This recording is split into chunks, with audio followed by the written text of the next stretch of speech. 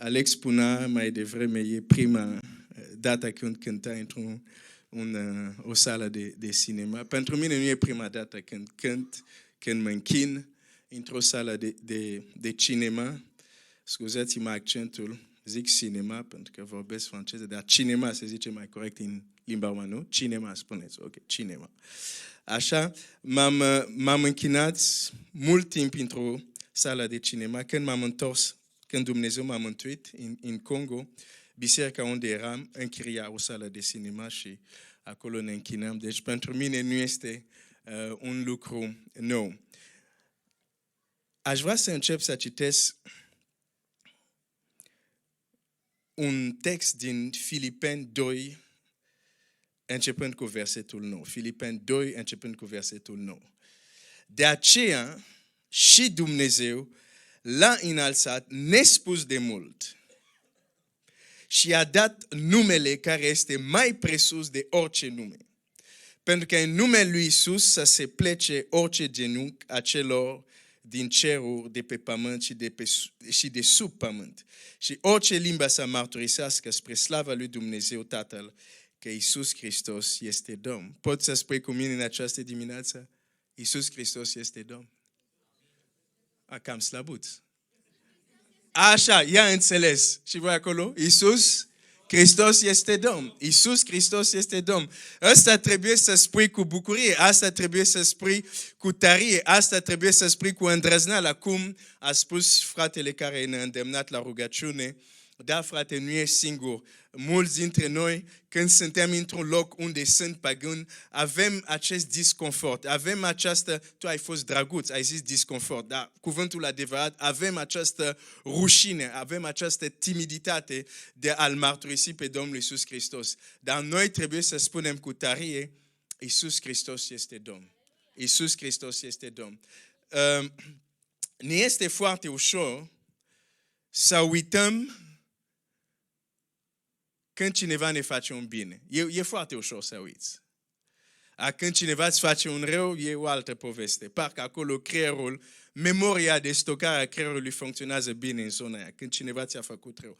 Dar când cineva ți-a făcut bine, putem uita destul de ușor. Și avem acest îndemn de la Domnul Iisus, când vă întâlniți, a instaurat cină ca să nu uităm prețul răscumpărării. A fost un preț mult mai mare decât ne gândim noi. Mult mai mare decât ne gândim noi. De unde știu asta? Prin modul cum zice, Iisus Hristos este Domn. Înseamnă că nu știm încă care a fost prețul. A fost un preț foarte mare. Și atunci noi trebuie să ne mândrim, noi trebuie să fim, cum să zic, foarte siguri de noi când zicem Iisus Hristos este Domn. Pentru că în acest univers, Biblia spune, de aceea, a făcut El și lucrarea Lui măreață, ascultarea Lui de Dumnezeu Tată, suferințele Lui. Când toate astea s-a terminat, Biblia zice, de aceea Dumnezeu l-a înălțat foarte mult și i-a dat numele care este mai presus de orice nume. Toți oamenii de care uneori ne este teamă, ne este frică sau suntem intimidați pentru că au o poziție în această lume, toți, într-o zi, Iisus Hristos este Domn, Iisus Hristos este Domn. Și cei care nu... Asta zice Scriptura. Zice, toată... Ce zice aici? Hai să văd în limba română. Uite, și în limba română. Și orice limbă să mărturisească spre slava lui Dumnezeu că Iisus Hristos este Domn. Și demonii știu că Iisus Hristos este Domn. Să nu uităm prețul mare care Domnul Iisus a plătit pentru noi. Și de ce a plătit acest preț? Oare El avea nevoie să vină pe pământ? Nu cred. Acolo unde era foarte bine.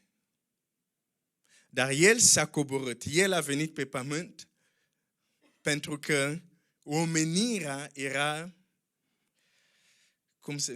cum să zic, era distrusă, era fără nădejde, era departe de ceea ce a plănuit Dumnezeu.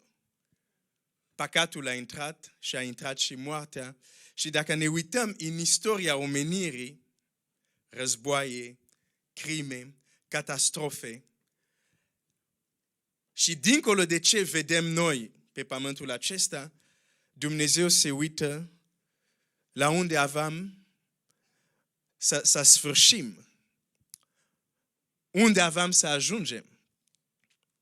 Și vedea că noi toți oamenii ne îndreptăm după dreptatea lui Dumnezeu către un loc unde El nu vrea să ajungem. Nici tu, dacă ți s-a arătat iad, nu o să vrei să te duci.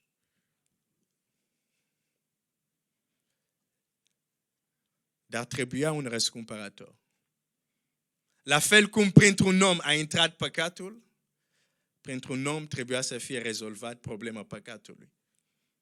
Și acest om este Iisus Hristos, care a venit.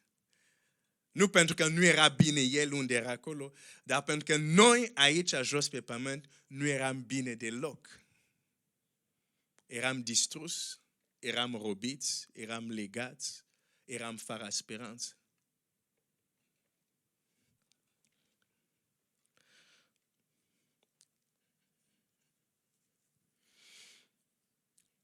În această dimineață, gândul care vreau să împărtășesc cu voi se găsește în 1 Ioan 3.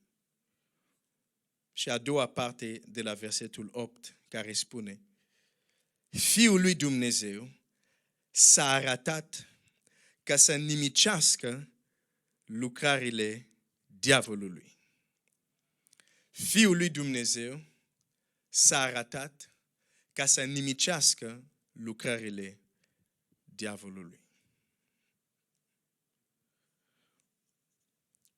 Trăiesc într-o epocă destul de interesantă. Eu mulțumesc lui Dumnezeu că m-am născut în această perioadă. Uneori aveam, la început când m-am întors la Dumnezeu, îi invidiam pe primii creștini, invidiam pe primii ucenici. Ziceam, voi primii ucenici ați avut posibilitate să-L vedeți pe Domnul Iisus, să-L auziți, să mergeți din loc în loc cu El și aveam așa o gelozie, ziceam, de ce m-am născut acum și în Congo? Departe de unde Domnul Iisus când era pe pământ, sunt din Congo. Dacă nu știu unde e Congo, e în Africa, îți spun deja. Okay. Deci, zic, era bine să mă fiu născut în vremea lui, nu în Congo, că nu l-aș fi văzut. Pe vremea aia nu exista internet și toate media care îți permit să vezi ce se întâmplă în alte țări. Dar să fiu născut și în țara lui ar fi fost extraordinar. Și parcă îi invidiam. Dar după când am studiat mai departe Scriptura, nu îi invidiez. Zic, Doamne, mulțumesc că m-am născut în această perioadă. Pentru că Tu ai un plan pentru viața mea, pentru aceste vremuri. Și nu este diferit de tine. Nu te-ai născut acum la întâmplare. Tu poate crezi că te-ai născut acum la întâmplare, dar nu. Te-ai născut acum pentru că Dumnezeu are un plan cu tine acum pentru aceste vremuri. Dar trăim anumite vremuri destul de interesante. Nu sunt vremuri, din punct de vedere spiritual, nu sunt vremuri bune. Poate pe alte planuri, poate tehnologia avansată și poate asta. Există anumite lucruri pozitive, dar din punct de vedere spiritual nu trăim vremurile care sunt bune. Și totuși mă bucur că sunt în aceste vremuri. Pentru că Dumnezeu are un plan. Are un plan cu mine, are un plan cu tine și în aceste vremuri, așa cum sunt ei. În aceste vremuri care le trăim, am impresie, din ceea ce văd în jurul meu, parcă această ființă cu împărăția ei, despre care Domnul Iisus vorbește foarte clar. Satan, dușmanul. Parcă pentru multe copii al lui Dumnezeu, nu voi generaliza, dar pentru mulți copii al lui Dumnezeu, această ființă e acum în Grecia. Adică și-a luat vacanță. Mulți copii al lui Dumnezeu trăiesc ca și cum diavolul și demonii lui și împărația lui sau ceea ce Domnul Iisus numește puterea întunericului parcă nu mai există. Parcă și-au luat vacanța, parcă sunt undeva la soare și se bronzează și au lăsat biserica în pace, au lăsat pe oameni în pace. De ce spun asta? Textul care l-am citit spune așa: Domnul Iisus a apărut, Fiul omului a apărut, s-a arătat pentru o lucrare anume și lucrarea aceasta este să distrugă ceea ce lucrează cel rău. Să distrugă ceea ce lucrează diavolul. Și când Domnul Iisus a plecat, toată lucrarea lui care o facea, a dat-o mai departe la ucenici, mai departe la biserică. Da? În Faptele Apostolilor zice ceea ce Iisus a început să facă. Dar când Iisus a plecat, da, lucrarea lui a terminat, dar mai departe a dat la ucenici sarcina de a aduce Evanghelia și de a continua mai departe lucrarea lui. În care face și parte acest aspect, a distruge lucrările diavolului.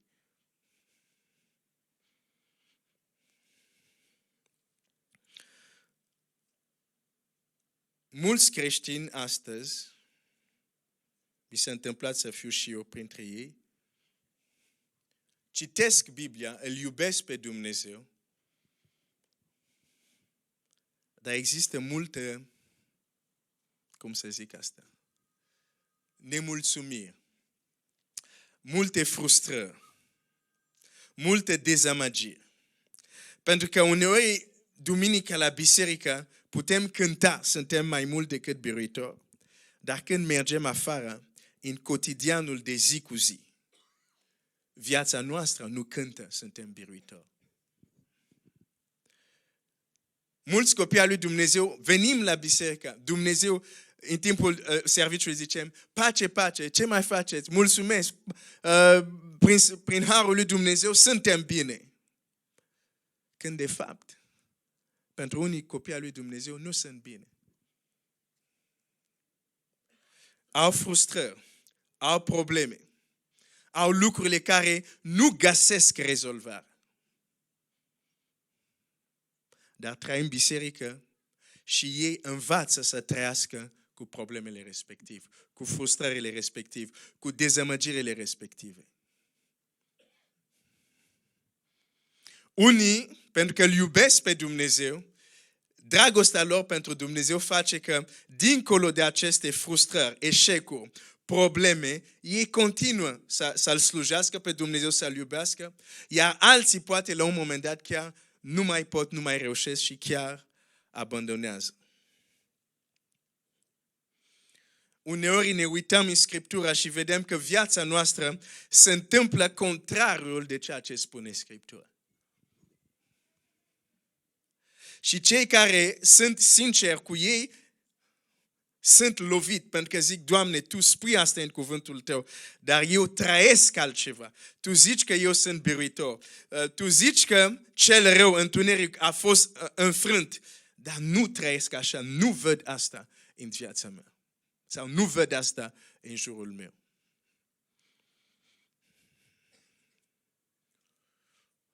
Dacă ai cunoscut vreodată această frustrare sau dacă ai cunoscut odată acel impas unde nu știi ce să mai crezi, nu ești singur. Prima dată când m-am aflat într-un astfel de impas, eram nou întors la Dumnezeu, cam un an după ce m-am întors la Dumnezeu. Nu știu cum a fost pentru tine, dar când m-am întors la Dumnezeu, aveam așa o bucurie. Eram bucuros ca cineva care era pierdut și acum este mântuit. Aveam bucuria să fiu mântuit, aveam bucuria să fiu iertat. Și auzam anumite lucruri la biserică care erau corecte. Auzam că cel rău a fost învins. Acum în Iisus Hristos, Dumnezeu ne-a luat de la putere întunericului ne-a dus la lumină. Acum mergem în cer și toate lucrurile astea care sună extraordinar de frumos. Mulțumesc. Și aveam asta în inima mea, cu Dumnezeu o să fac lucruri mari, o să lucrez pentru Dumnezeu, viața o să fie frumoasă. Da, așa este, cu Iisus viața este frumoasă. Dar aveam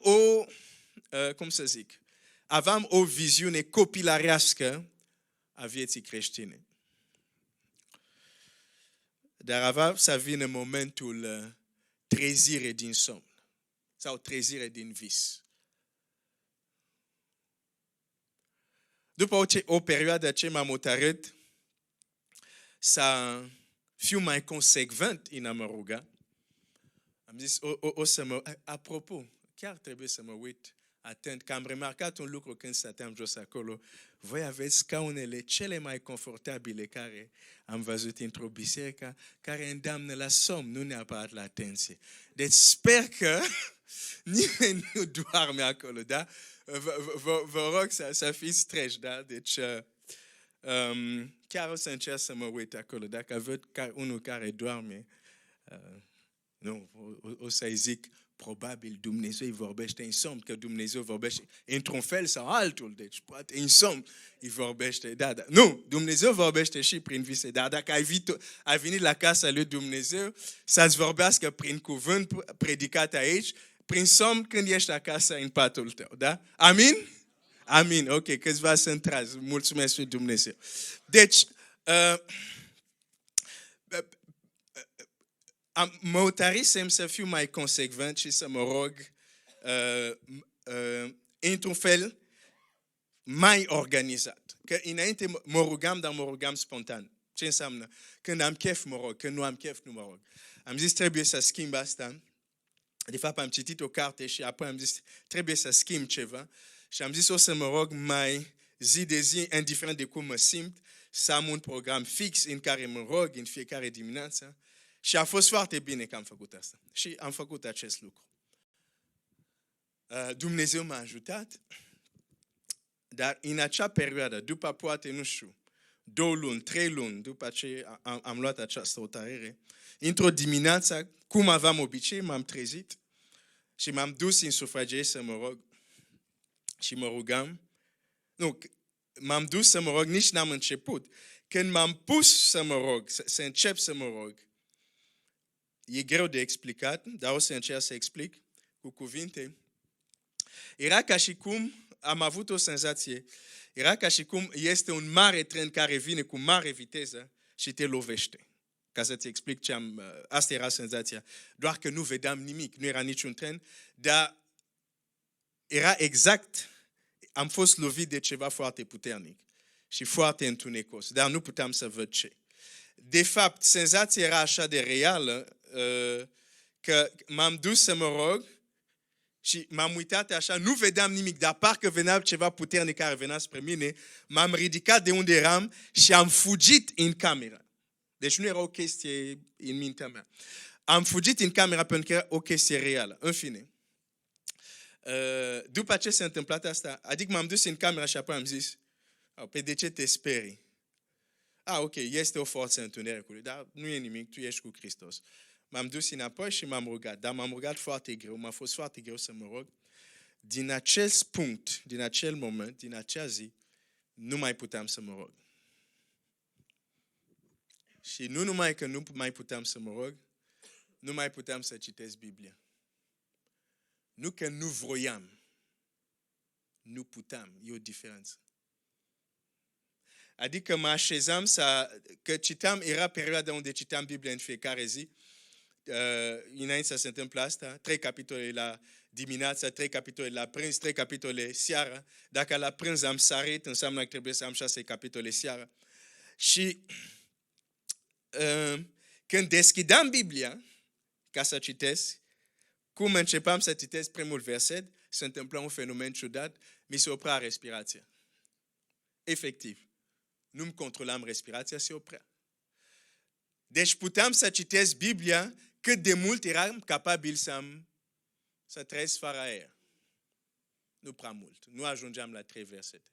când închidam Biblia, respirația mea revenea. Deci nu puteam nici să mă rog, nici să citesc Biblia. Ok.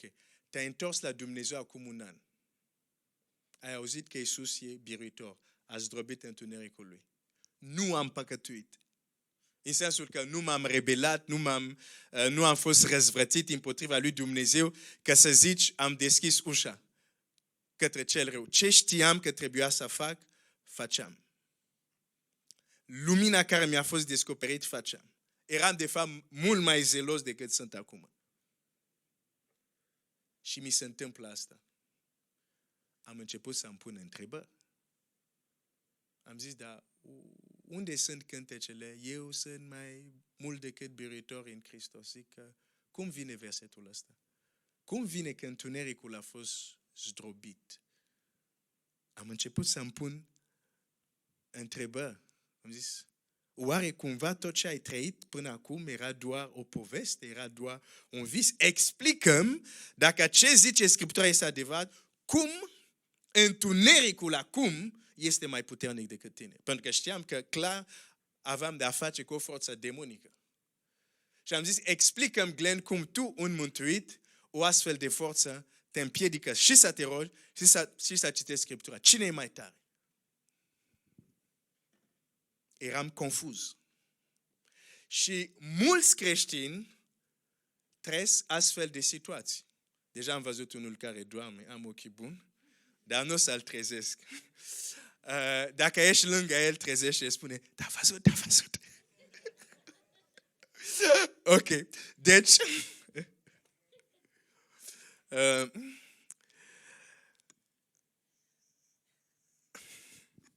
deci, mulți creștini trăiesc astfel de situații, contradicții. Nu neapărat, nu poate la fel de, ca să zic, cum, de exemplu, am experimentat eu, dar sub o altă formă. Sunt mulți creștini care trăiesc contradicții, iar unii creștini le este frică să-și pune întrebări. Le este frică să zic, dar oare ce citesc e adevărat? Pentru că, într-un fel, și e bine, ei știu că ce zice Dumnezeu este adevărat, dar nu au curajul să pună întrebări, să zic, ok, Doamne, bun, dacă tu ce zici este adevărat, de ce trăiesc ceea ce trăiesc? Și pentru că nu-și pun întrebări, pentru că nu vor să înțeleagă ce se întâmplă, sau pentru că se obișnuiesc cu problema sau eșecul respectiv, ei îl cară toată viața lor, continuă să meargă la biserică, continuă să se roagă, dar cară această problemă pentru că nu au vrut să-și pună întrebări. Să zică, Doamne, de ce trăiesc ceea ce trăiesc? De ce există această contradicție? Eu nu știam de ce, dar ziceam, ceva nu este în regulă. Ori, ce am citit nu este adevărat. Ori, eu am o problemă, doar am visat, poate nu am fost cu adevărat mântuit, poate nu sunt cu adevărat copii al lui Dumnezeu. Poate și tu ți-au venit astfel de gânduri în anumite momente. Oare chiar ești mântuit? Oare chiar ești copil al lui Dumnezeu? Când ai trecut prin anumite probleme. Lucrul acesta se întâmplă foarte des, această confuzie, aceste frustrări se întâmplă pentru că uităm că Fiul omului a venit să distrugă lucrările celui rău. Iar noi, acum, biserică, e responsabilitatea noastră să distrugem lucrările celui rău. Problema este că de multe ori considerăm că El a luat vacanța și nu le mai distrugem. Și ca atare, El lucrează frumos și bine.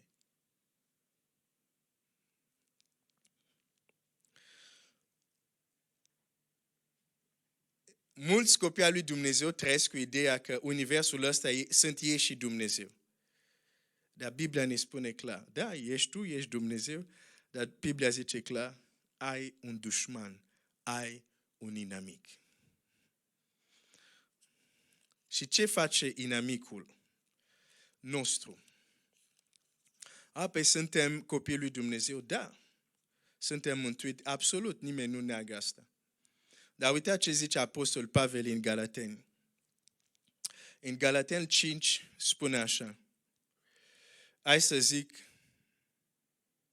Galateni 5, nu, citesc mai întâi 4 versetul 31, a doua parte și apoi 5.1. Zice așa, Hristos ne-a izbăvit să fim slobos, adică să fim liberi. Pentru asta Domnul Iisus a venit. Dar versetul 1 de la capitolul 5, următor zice așa, rămâneți dar tari și nu vă înduplecați iarăși sub jugul robiei. Deci Hristos ne-a izbăvit ca să fim slobos, dar zice, dacă nu vrei să te duci din nou să fii robit, trebuie să rămâi tare. Asta înseamnă că după ce ești eliberat de Hristos, poți din nou să fii sub robie. Adică noi credem că cel rău zice, hai, te-ai întors la Dumnezeu, hai, gata, nu mai vreau să am de-a face cu tine, gata, pleacă, nu mai vreau să te văd. Nu faci asta cel rău. Te-ai întors la Dumnezeu, bun, voi face orice. 1, să nu devii ceea ce trebuie să devii. 2, să nu crești și o să fac tot ce pot ca viața ta să fie mizerabilă. Asta face Satan. Urește, mai ales pe creștini. Și pe oameni urește, dar deja când tu l-ai pe Hristos, te urește și mai mult. Este un vis să crezi că ne lasă în pace. Și la fel cum zice, pe te-am robit înainte, te-ai dus la Dumnezeu, nu e nimic. Voi face ce voi face ca să te robezi din nou într-un fel sau altul. Problema este că noi îi lăsăm mâna liberă să facă asta. Pentru că nu înțelegem rolul nostru este și să zdrobim lucrările Lui. Și care este lucrarea celui rău? Bine, zice, lucrările Lui sunt multe, dar este doar una care ilustrează El ce face de obicei. Lucrările celui rău. Are multe lucrări. Are multe planuri. Are o împărăție care este foarte organizată. Sunt copii al lui Dumnezeu care zic, nu, eu nu vreau să vorbesc de cel rău de întuneric, oricum a fost învins, eu vreau doar să știu ce face Dumnezeu. Da, e important să știi ce face Dumnezeu, dar dacă citești cuvântul lui Dumnezeu, Dumnezeu te avertizează că ai un dușman și trebuie să ai o poziție vis-a-vis de dușmanul respectiv. Pavel în Galateni zice, rămâneți tari ca să nu cadeți din nou sub robie.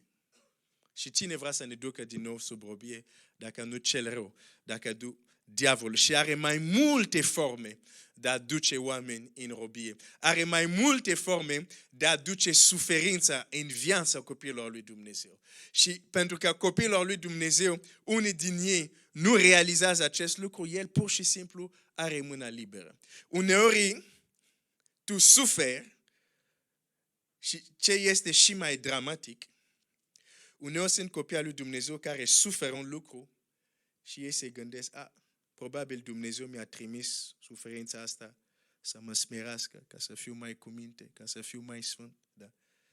Și Dumnezeu din cer zice, poporul meu pierde din lipsa cunoștinței. Eu nu am nimic de a face cu suferința ta. Este inamicul tău, dar nu ești conștient, ești ignorant.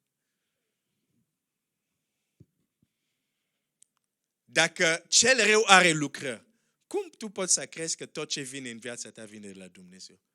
Atunci diavolul e în vacanță. Adică diavolul la tine, știi, când te vede, zice, îl ocolesc. Cum?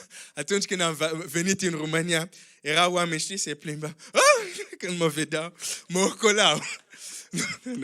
Diavolul nu face asta la tine. Poți să fii creștin, nu te ocolește. Nu, să nu crezi asta. Nu. Pe atunci, adică ce vreau să fii conștient. Dacă ești copil al lui Dumnezeu, ești în lista împărăției întunericului. Ești în lista lor. Demoni, întunericul, știu ce sunt al lui Dumnezeu, ce nu sunt al lui Dumnezeu. Ce nu sunt al lui Dumnezeu au programul lor. Ce sunt al lui Dumnezeu au și programul lor. Deci cel rău nu te ocolește. Și atunci, dacă există, hai să ne gândim un pic. Dacă noi faptul că suntem copiii lui Dumnezeu, suntem imuni. Nu, eu sunt al lui Dumnezeu. Dumnezeu nu cel rău n-are cum să mă atingă. Bun. De ce există Efezeni 6? Pe ce zice în Efezeni 6? Păi, hai să vedem. De ce există Efezeni 6? Dacă tu zici că nu, eu sunt copil al lui Dumnezeu. Nu, cel rău când mă vede, mă ocolește de la 5 km. Zice, copilul lui Dumnezeu. Hai să fugim tot, e un creștin acolo. Dar dacă face asta, să-mi explic de ce avem Efezeni 6. Da? Efezeni 6 cu 10. Încolo, fraților, întăriți-vă în Domnul și în puterea tăriei Lui. Îmbrăcați-vă cu toată armura lui Dumnezeu ca să puteți ține piept împotriva uneltirile diavolului. Căci noi nu avem de luptat împotriva carnei și sângelui, ci împotriva capetenilor. Și aici când zice capetenilor, nu se referă la capitan de la poliție sau nu știu ce, da? Sunt ființe spirituale aici.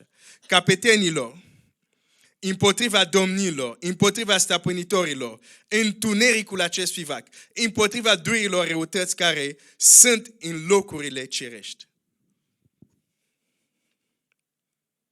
De aceea luați toată armura lui Dumnezeu, ca să vă puteți împotrivi în ziua aceea și să rămâneți în picioare după ce veți bărui totul. Pe dacă tu faptul că ești născut din nou ești imun, pe de ce se spune să iei armură? Dacă ești imun, n-ai nevoie de armură. Dacă ești imun, n-ai nevoie să te lupți împotriva lor.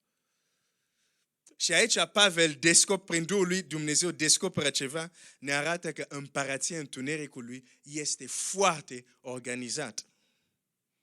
Foarte organizată. Sunt capetenii, sunt domnii, sunt stăpâniri, păi sunt dururile răutății. E foarte bine organizat. Da. Deci, să știi că ești în lista lor. Vrei, nu vrei, ești în lista lor. Mai devreme sau mai târziu, vei ști ce înseamnă. Poate știi deja ce înseamnă când vorbesc acum. Dacă nu știi ce înseamnă, vei ști mai devreme sau mai târziu. Nu zic asta pentru a te speria. Zic asta ca să fii conștient că tu, dacă nu înțelegi că la fel cum Fiul omului a apărut să distrugă lucrările celui rău, și tu acum, ca și copil al lui Dumnezeu, rolul tău este, cum am auzit mai devreme, da, să ducem Evanghelie oameni să fie mântuiți, dar la fel să zdrobim puterea celui rău. O să zic, pe cum putem face asta? Cum? Doar Iisus face asta. Doar Iisus, da, dar Iisus face asta prin noi, că biserica este trupul lui. Deci lucrarea lui o continuă prin trupul lui, prin biserică. Avem această împrejurare în Scriptura unde Domnul Iisus trimite pe ucenici. Asta este în Luca. Și le trimite să facă o lucrare și este în Luca 10 și ei s-au dus, dar e interesant când ei se întorc. Luca 10, 17. Cei 70 s-au întors plini de bucurie și au zis, Doamne, chiar și dragi ne sunt supus în numele Tău. Iisus le-a zis, am văzut pe Satana cazând ca un fulger din cer. Aș vrea să te gândești la versetele astea. Domnul Iisus i-a trimis, da, să spună, i-a trimis să spună despre mesajul împărației, da, și să vindece pe bolnavi și să scoate draci, da, și să zică împărația lui Dumnezeu s-a apropiat de voi, dar ei când se întorc, ei zic așa, Doamne, ei erau uimit, au zis, chiar și demonii sunt supus în numele Tău. Și aveau dreptate să fie uimit, pentru că în Vechiul Testament, toți eroi din Vechiul Testament, oricât de credință aveau, oricât de minuni au făcut, niciunul n-a scos draci. Moise nu a scos draci. Ilie nu a scos draci. Elisei nu a scos draci. David nu a scos draci. O să zice, a cântat la Saul. Da, a cântat. Dar ăla se ducea și apoi revenea. Nu a scos. De fapt, el cânta, dar nu a vorbit Duhul și a zis, ieși afară din Saul. Nu. Niciunul din Vechiul Testament a scos draci. Nu puteau.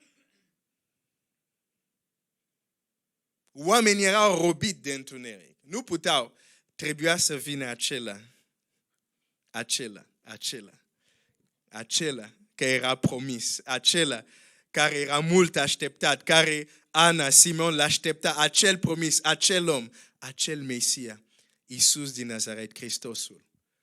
Ca să știe pământul ăsta ce înseamnă ce Adam a pierdut în grădină, când n-a ascultat de Dumnezeu. Și Iisus venea și zice, ieși afară din acel om. Și ei zicea, ce este învățătura aceasta? Poruncește chiar și la durele și îl ascultă, pentru că n-au văzut așa ceva. Era un lucru unic.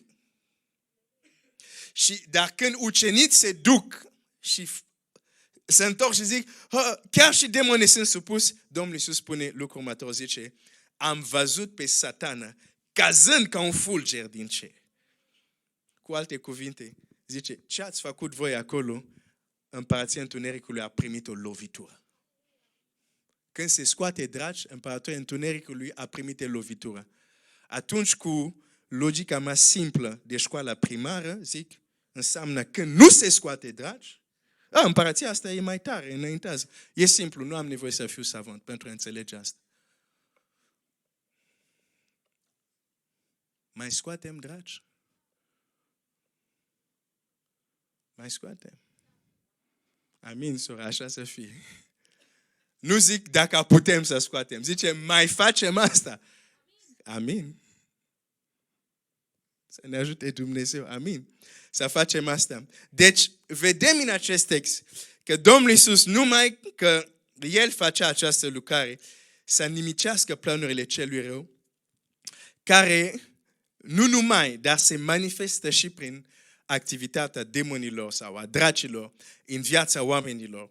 Și de aceea le scota și împărația diavolului sau lucrările lui erau distruse, erau răsturnate prin faptul că el facea acest lucru. Și vedem că a și spus la ucenicii să facă acest lucru. Și apoi dacă tu vii și îmi spui, da, Glenn, stai puțin, ăștia erau ucenici, erau cu Iisus, noi suntem în 2019, trezește-te, asta a fost de mult, asta noi nu mai putem să facem asta. Ok, hai să citesc un pasaj și apoi să mă întorc la ce face de obicei cel rău, una din lucrările lui. Pentru că biserica trebuie să știe foarte clară că această lucrare merge mână în mână cu evangelizare.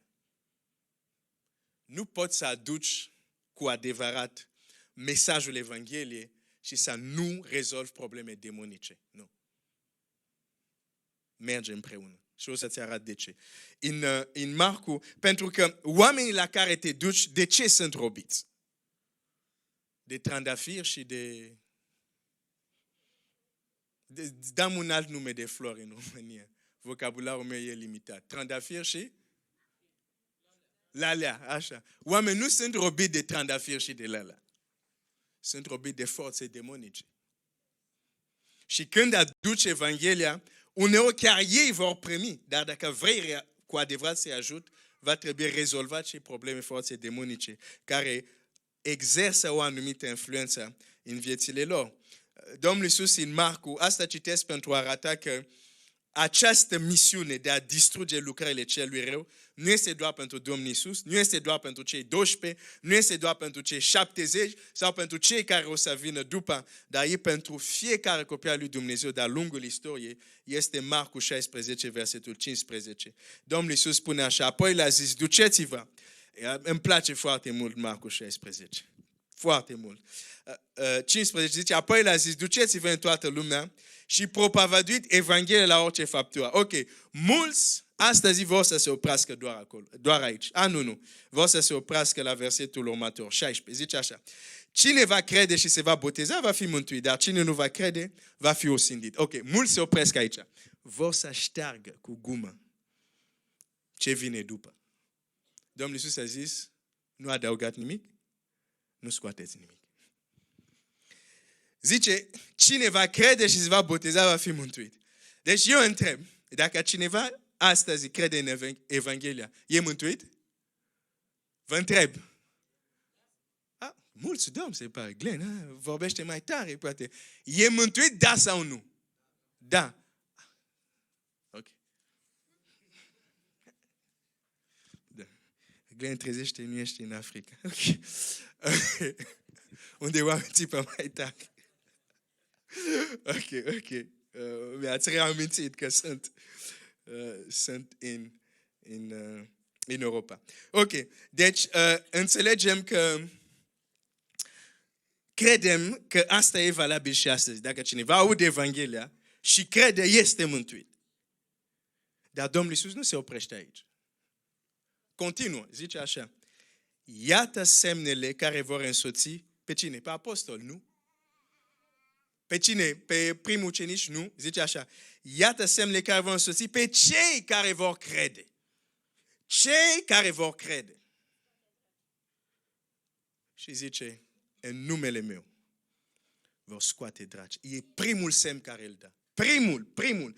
Zice, cel care crede în numele meu vor scoate draci. Și de ce dă asta ca primul semn? Pentru că știe, nu vei face misiunea lui Dumnezeu pentru viața ta pe acest pământ, fără să ai la un moment dat, mai devreme sau mai târziu, de a face cu forțe demonice, într-un fel sau altul. Se zice, în numele meu vor scoate cei care cred în Evanghelia. Deci nu este doar pentru Petru, nu este doar pentru Ioan, nu este doar pentru Toma, nu este doar pentru ei. Dar asta zic o chestie. Există unul care îi convine să credem că era doar pentru ei.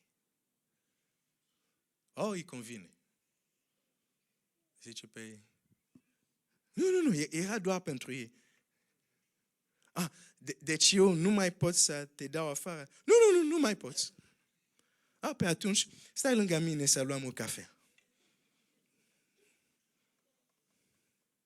Există coabitare acum. Coabitare. Păi spune-mi, dacă tu astăzi nu ai cum să-l dai afară, e coabitare, nu? Păi nu poți să-l dai afară. Păi stai, ia cafea, cake de care vrei, cu portocale, cu ciocolată.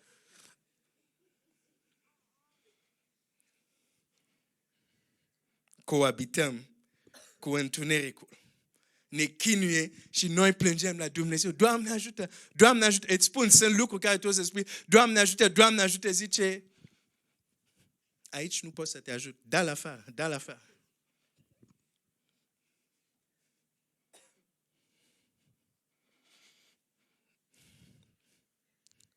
Lucrările celui rău.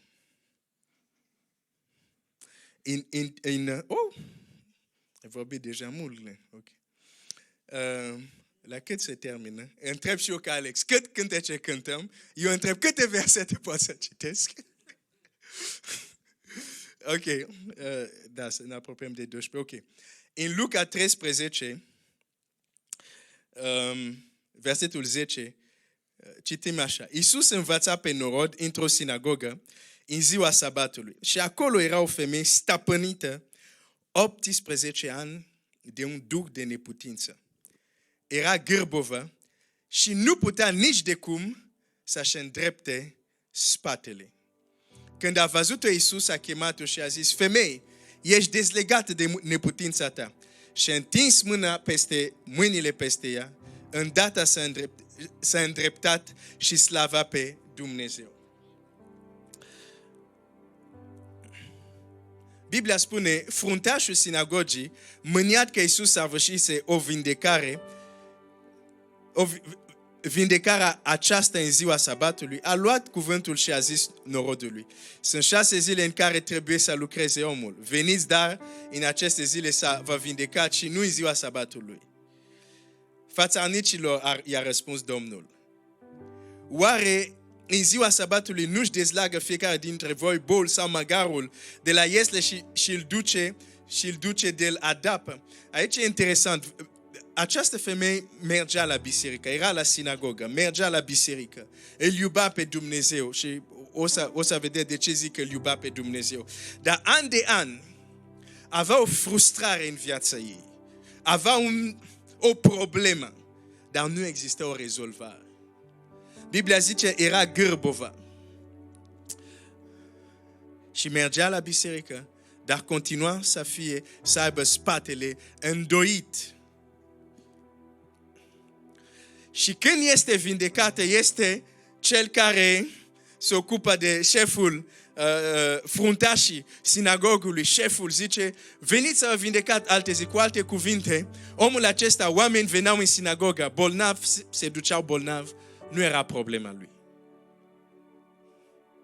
Veniți cu probleme, plecați cu probleme, nu e o problemă. Veniți cu boli, plecați cu boli, nu este o problemă. Important că facem program, important că avem treabă la sinagogă.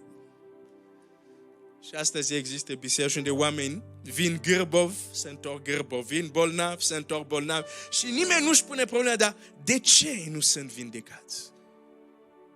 De ce nu sunt eliberați? Nimeni nu-și pune problema. De aceea nu se întâmplă nimic. Pentru că nimeni nu strigă la Dumnezeu. Dar Domnul Iisus răspunde la acest om și la versetul 16 zice, dar femeia aceasta, care este o fiică a lui Avram. Când Domnul Iisus zice este o fiică a lui Avram, nu se referă că e din poporul evreu. Pentru că la farisei care erau din poporul evreu le spune, voi, tatăl vostru este diavol, nu le numește fiii lui Avram. Când zice despre această femeie, este fiica lui Avram, era o femeie de credință. O femeie care îl iubea pe Dumnezeu. Zice, această femeie care este o fiică a lui Avram și pe care Satana o ținea legată de 18 ani, nu trebuia oare să fie dezlegată de legătura aceasta în ziua sabatului. Asta este una din lucrările lui Satan. Să țină oameni legați. Chiar și pe copiii lui Dumnezeu. Într-un fel sau altul. Sunt multe texte care puteam să le aleg de lucrările lui, dar am ales acest text în mod specific pentru că această femeie nu era demonizată. Nu asta era problema. Pur și simplu era gârbovă. Și mulți oameni puteau să se uite la ei și puteau să zică e o deformație, s-a născut cu o malformație.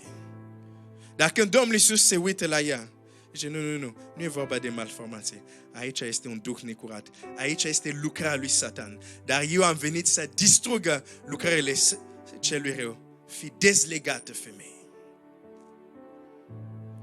Problema este că astăzi am uitat un alt lucru despre cel rău. Nu numai care lucră, dar faptul că el este un bun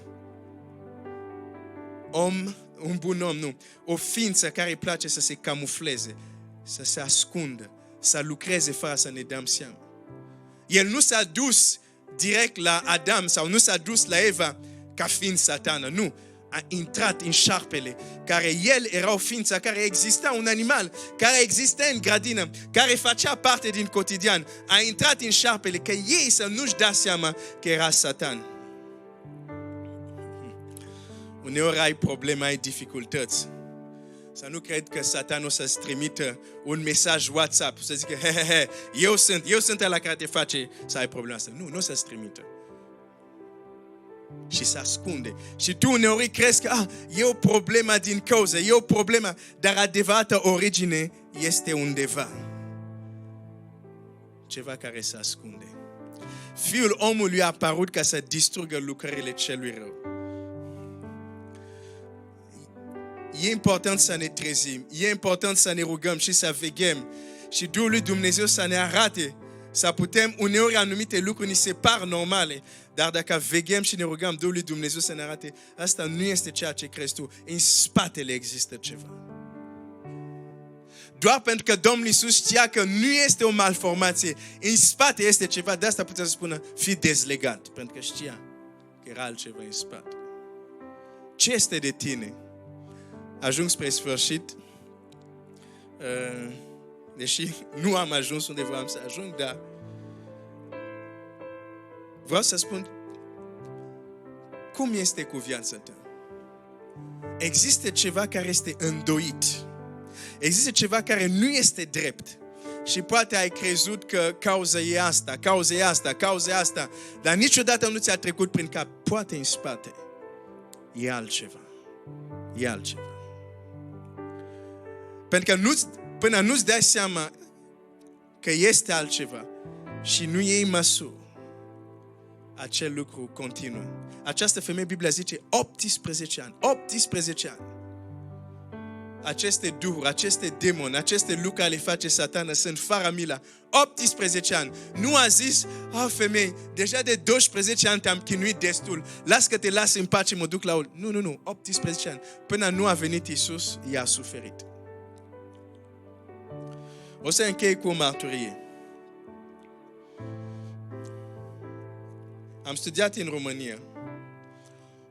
Apoi am plecat în Franța. Și după mulți ani, din nou am primit din partea lui Dumnezeu să mă întorc în România. Am ezitat, m-am îndoit, dar până la urmă, într-o zi am zis, gata, mă duc. Mai veniserăm în România în vizită, dar prima dată când am venit în România să ascult de chemarea lui Dumnezeu, trebuia să dorm la un hotel, că nu aveam încă chirie unde să stau. Și noaptea aceea când m-am dus să dorm, a început să mă cuprindă frigul, am început să tremur, am început să simt durere la oase. Pur și simplu m-am îmbolnăvit pe loc. Și gândurile mele începea să vină, zic, abia am venit în România, nici nu știu unde să merg la spital, cu ce medic, cum funcționează asigurarea aici, nici nu știu. Mintea mea începea să zică, ce să faci tu mâine dimineață? Și la un moment dat am zis, nu, oprește-te un pic. Și am zis, Doamne, eu mă duc și spun la alții că Tu, Iisuse, și astăzi vindeci. Tu, Iisuse, și astăzi eliberezi. Și eu acum mă îmbolnăvesc și mă gândesc mâine unde să merg la spital. Am zis, nu, Doamne, nu accept această boală. Suferam, tremuram, aveam febră. Am zis, nu accept. Dar mulțumesc lui Dumnezeu pentru experiența din trecut. Mă învățase ceva. Și am făcut ce m-a învățat. M-am oprit să vorbesc cu Dumnezeu. Am început să vorbesc cu boala. Și vorbeam exact ca și cum vorbesc la o ființă. Și îi spuneam, ascultă, locul tău nu este în trupul meu. Trebuie să pleci. Nu mă interesează, trebuie să pleci. Dacă mai fi auzit, ai fi zis, Glenn se ceartă cu cineva. Glenn este în ceartă cu cineva, dar dacă ai fi intrat, ai fi văzut că nu e nimeni și ai fi zis, hai să căutăm numărul unui psiholog creștin care are nevoie. Nu aveam nevoie de psiholog. Îi ziceam, trebuie să pleci, trebuie să ieși. Nu este locul tău aici, trebuie să pleci. Scriptura zice, prin ranile lui sunt amăduit. Oare ce s-a întâmplat?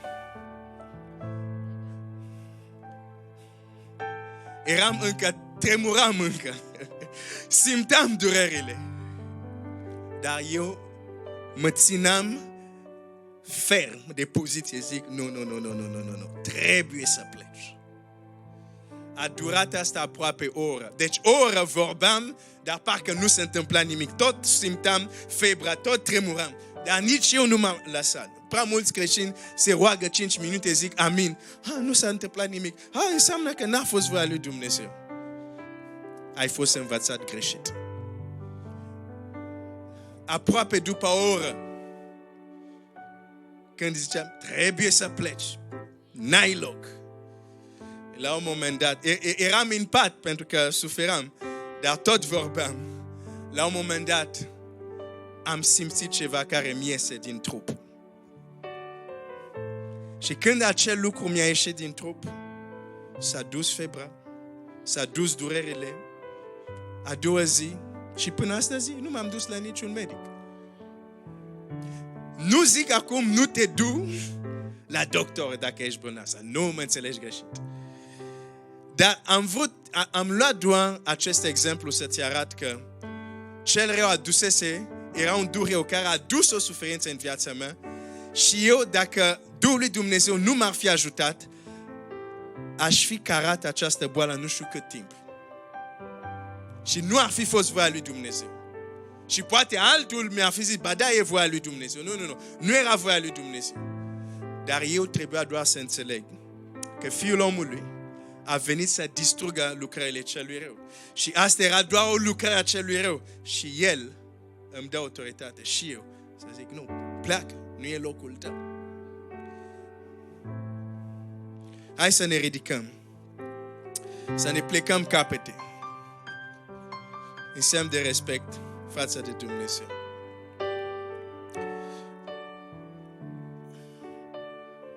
Te vei ruga lui Dumnezeu. Dacă Dumnezeu ți-a vorbit în această dimineață, ce te îndemn să te rogi lui Dumnezeu? E să spui, Doamne, vorbește-mi, deschide-mă ochi. Dacă există undeva în viața mea un loc unde s-a ascuns întunericul, arată. Sau dacă tu știi, ești deja conștient, în viața mea știu că cel rău mă ține legat aici. Roagă-te, dar a zice, începe să te rogi acum, dar continuă să te rogi zi de zi să spui, Doamne, Tu ai venit să distrugi lucrările celui rău. Știu că această legătură, știu că această problemă în viața mea, Tu ai venit să distrugi asta. Pe baza jertfei tale, zic acum la acest duh, la această legătură, să fie dezlegat în viața mea. Și nu este ca o formulă magică, dar tu spui asta iar și iar. Te bazezi pe Scriptură și să vezi ce Dumnezeu să facă în viața ta. Pasă un moment de liniște, vorbește cu Dumnezeu, roagă-te și apoi voi încheia cu rugăciune.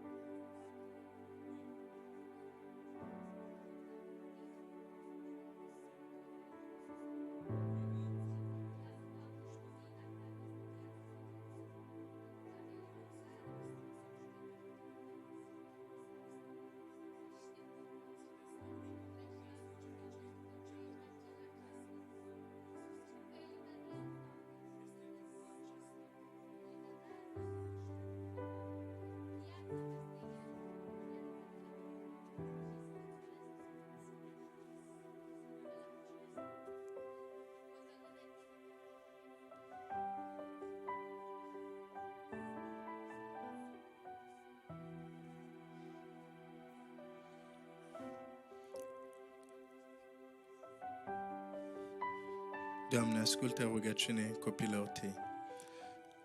Ascultă rugăciunile. Înainte să închei cu rugăciune, nu vreau să închei. Aș vrea să cred în inima mea și poate așa este, că toți care sunteți aici sunteți mântuiți. A fost o zi unde a zis, Doamne Iisuse, mă întorc la Tine, mă pocăiesc, fii Tu stăpân în viața mea și aș vrea să fim tot, da, pentru că nu vă știu, nu vă cunosc. Dacă tu ești aici și niciodată nu l-ai primit pe acela care zdrobește lucrările celui rău, acela care eliberează, nu l-ai primit niciodată ca Domn și stăpân în viața ta și tu ești aici, te rog, nu pleca de aici fără să-L primești pe Iisus. Și dacă vrei să-L primești, te rog, când terminăm, vino și vorbește cu mine sau vorbește cu un frate de aici. Nu pleca fără să-L primi pe Iisus, ca să-ți ierte păcatele, ca să fii mântuit. Te rog, nu pleca cum ai venit. Vino vorbește cu mine, vino vorbește cu unul din frați și spune, am auzit despre acest Iisus, vreau să fie și stăpânul meu, vreau să fiu și mântuitorul meu. Tată Ceresc, mulțumesc pentru Domnul Iisus, care a venit și când a venit pe pământ, a făcut lucrurile care nu s-a mai văzut. A făcut lucrurile deosebite. Toate aceste lucruri le-a făcut pentru noi să fim răscumpărați, să fim iertați, să fim eliberați. Dar iartă-ne, de multe ori nu am rămas fermi în cuvântul Tău și ne-am lăsat robit iar de El, ne-am lăsat din nou păcălit. dar ai ascultat rugăciunea copilor tăi, cei care s-au rugat. Mă rog, Tată Ceresc, începe să lucrezi, începe să dezlegi orice legătură ale celui rău, orice legătură a durile necurate, orice loc unde aspect din viața lor, unde cel rău s-a ascuns. Tu să le deschizi ochi și ei să se roage cu credința pe baza jertfei, pe baza sângelui, după cum este scris. Ei l-au învins prin sângele mielului și prin cuvântul mărturisirii lor. În numele lui Iisus Hristos, lucrează, eliberează. Căci pentru să fim slobos, Domnul Iisus ne-a răscumpărat. Ajută-ne să trăim cu adevărat această libertate. Ajută-ne, Tată. Ajută-ne, Duhul Sfânt. În numele lui Iisus. Amin.